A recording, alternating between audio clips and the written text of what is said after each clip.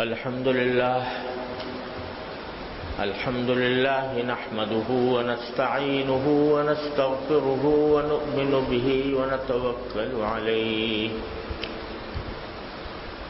ونعوذ بالله من شرور أنفسنا ومن سيئات أعمالنا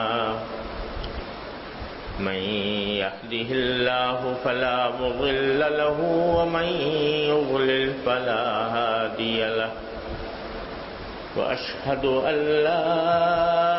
إله إلا الله وحده لا شريك له وأشهد أن سيدنا وسندنا ونبينا ومولانا محمدا عبده ورسوله صلى الله تعالى عليه وعلى آله وأصحابه وبارك وسلم تسليما كثيرا أما بعد فأعوذ بالله من الشيطان الرجيم بسم الله الرحمن الرحيم يا أيها الذين آمنوا اتقوا الله وابتغوا إليه الوسيلة وجاهدوا في سبيله لعلكم تفلحون آمنت بالله صدق الله مولانا العظيم وصدق رسوله النبي الكريم ونحن على ذلك من الشاهدين والشاكرين والحمد لله رب العالمين. یہ آیت کریمہ ہے جس کے بارے میں کچھ گزارشات کافی عرصے سے پیش کر رہا ہوں،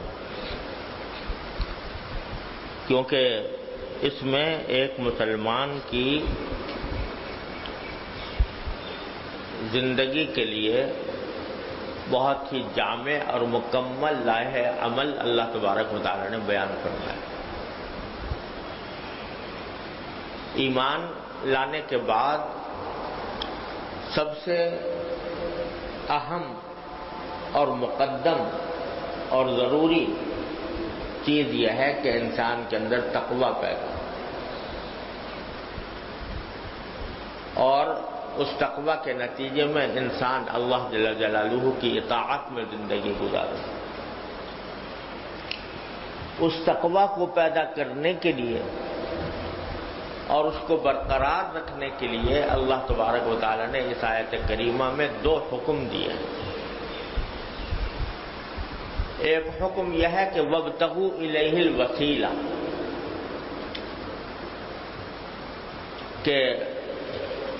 اللہ تبارک و تعالی تک پہنچنے کا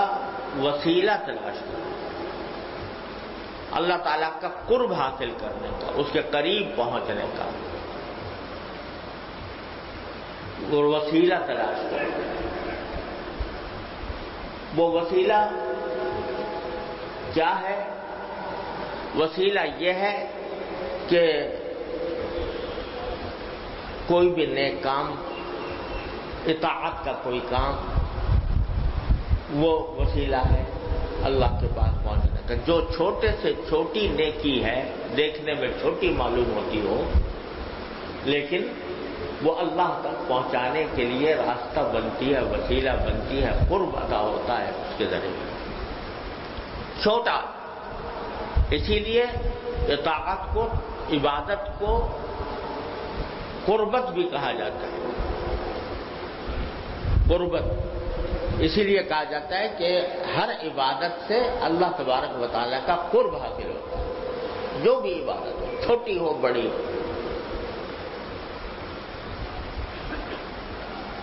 اللہ تعالیٰ نے نیک بندوں کی تعریف کرتے ہوئے فرمایا اتخذون ما ينفقون قربات عند اللہ وصلوات الرسول، جو کچھ وہ پیسہ خرچ کرتے ہیں زکوٰۃ وغیرہ کے زکوٰۃ صدقات میں، تو وہ اللہ تبارک و تعالیٰ کا قرب حاصل کرنے کے لیے کرتے ہیں۔ ایک صدقہ بھی آپ کسی کو دو گے اس سے قرب اللہ تبارک و تعالیٰ کا حاصل ہوگا۔ تو اللہ تعالیٰ تک پہنچنے کا وسیلہ ایک تو ہے نیک کام، کوئی بھی نیک کام، اور دوسرا ہے گناہوں سے بچنا۔ یعنی آدمی کے دل میں خواہش پیدا ہو رہی ہے کسی گناہ کرنے کی، اس گناہ سے بچنے کے لیے جب انسان اپنے نفس پر قابو پائے گا اور نفس کی مخالفت کر کے اس کی خواہش کو دبا کر اس کو کچل کر اللہ تعالیٰ کی اطاعت کرے گا، اس سے قرب حاصل ہے۔ بہت سے گناہ ایسے ہوتے ہیں کہ یہ جو دل میں خواہشیں پیدا ہوتی ہیں نا گناہوں کی، اور دل مچلتا ہے ان کے لیے، اور بعض اوقات انسان یہ محسوس کرتا ہے کہ بھئی میں ان خواہشات کے آگے مجبور ہو گیا، لیکن جب اللہ تبارک و تعالیٰ کے خاطر اس خواہش کو کچلا جاتا ہے تو اس کچلنے کے نتیجے میں اللہ تبارک و تعالیٰ کا قرب بہت زیادہ آتا ہے۔ اسی لیے اگلا جملہ یہ فرمایا کہ وَجَاهِدُوا فِي سَبِيلِ، یہ دونوں کام جو مجھ تک پہنچنے کے لیے ضروری ہیں، دونوں کام کیا؟ میری اطاعت، یعنی میری عبادت کا کوئی بھی طریقہ، نیکی کا کوئی بھی کام، وہ مجھ تک پہنچانے کا ایک ذریعہ ہے،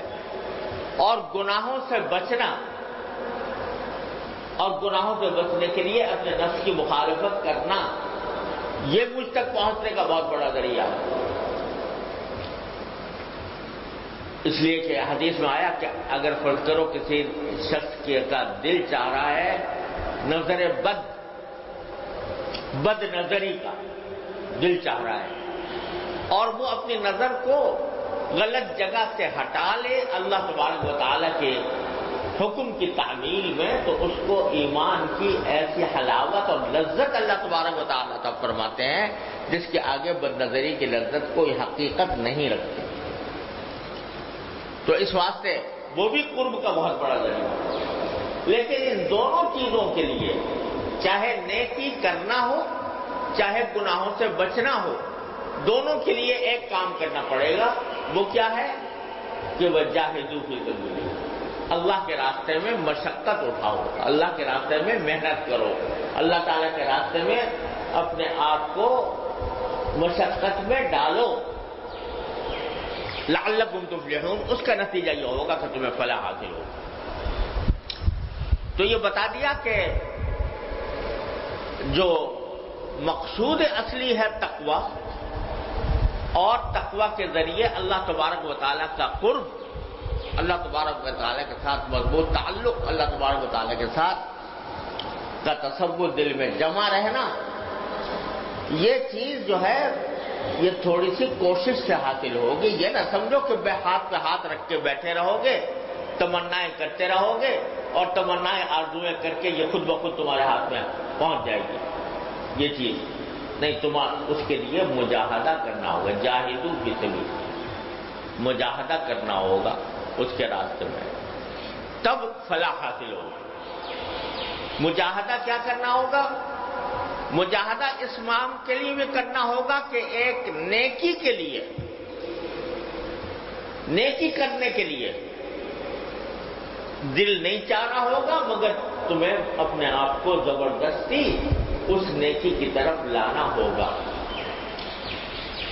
یہ جاہدوا فی سبیلہ، میرے راستے میں تم مشقت اٹھاؤ۔ دل چاہ رہا ہے سو جاؤں، لیکن اس دل چاہنے کی مخالفت کر کے مشقت اٹھا کر کھڑے ہو گئے،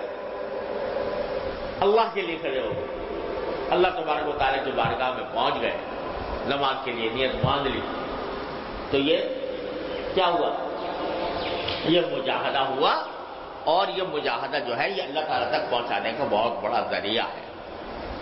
ہمارے حضرت والا حضرت عارفی قدس اللہ تعالیٰ سرہ، اللہ تعالیٰ ان کے درجات بلند فرمایا کرتے تھے کہ اس مجاہدے کے لیے بعض اوقات اپنے آپ کو ذرا بہلانا پڑتا ہے،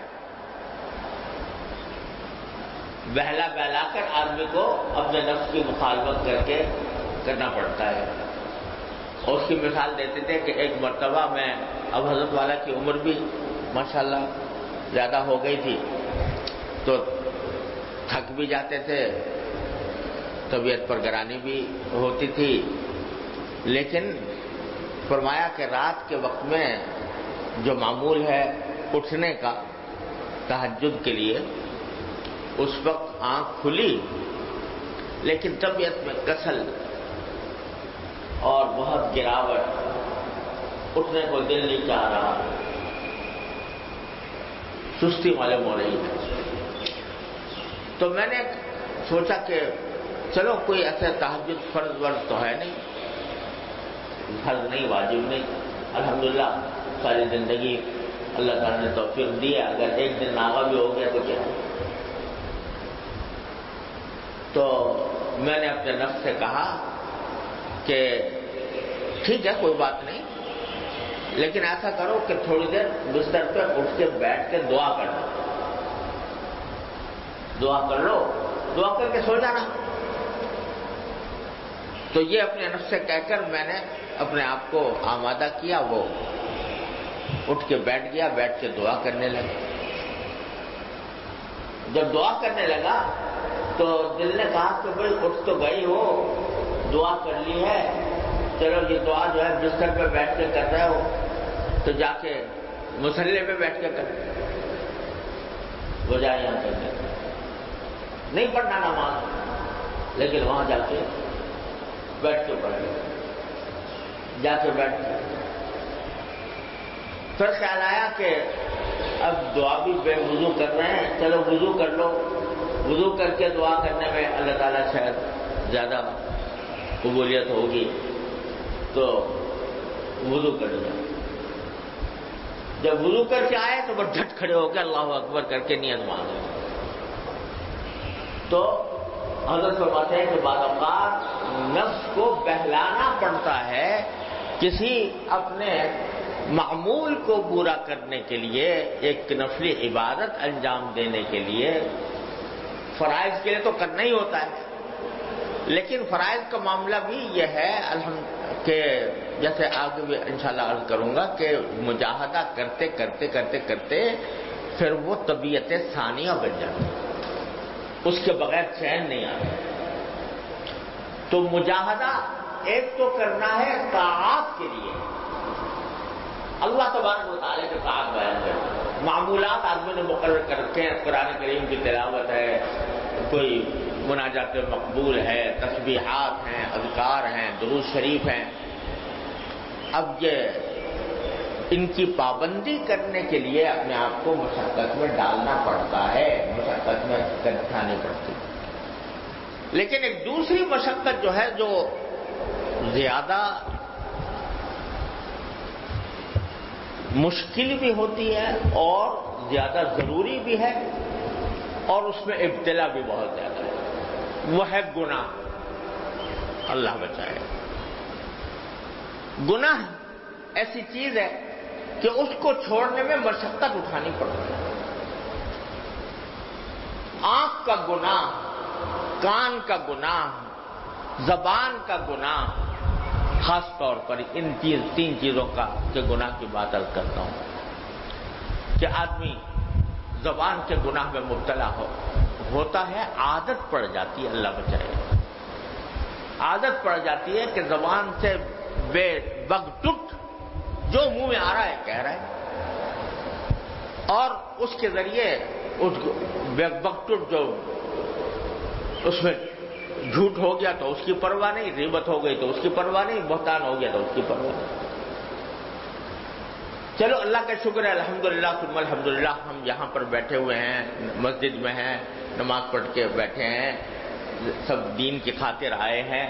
تو یہ تصور کرنا تو مشکل ہوگا کہ کوئی آدمی جان بوجھ کر جھوٹ بولے۔ اس مجمع میں شاید کوئی کسی کے بارے میں یہ تصور کریں کہ وہ جان بوجھ کر جھوٹ بولے، یہ تو بظاہر مشکل لگتا ہے۔ انشاءاللہ امید یہی ہے کہ کوئی بھی ایسا نہیں ہوگا جو جھوٹ بولتا ہو جان بوجھ کر۔ لیکن ایک انجانا جھوٹ ہے۔ انجانا جھوٹ کیا ہے کہ جھوٹ کی غرض سے تو جھوٹ نہیں بولا، لیکن ایسی بات کہہ دی جو تحقیق کے بغیر پہنچی تھی، اس کی تحقیق نہیں ہوئی تھی، افواہ تھی، لوگوں کی زبان پر مشہور ہو گئی کوئی بات اور ہمیں وہ پہنچی، ہم نے تحقیق کوئی نہیں کی کہ وہ بات صحیح ہے یا غلط ہے، اور اس کو آگے چلتا کر دیا کہ بھئی یہ خبر آئی اور اس کو آگے۔ تو رسول کریم صلی اللہ علیہ وسلم کا ارشاد ہے کہ کفا بالمرء کذبا ان یحدث بکل ما سمع، انسان کے جھوٹا ہونے کے لیے یہ بات کافی ہے کہ جو کچھ سنا وہ آگے چلتا کر دیا،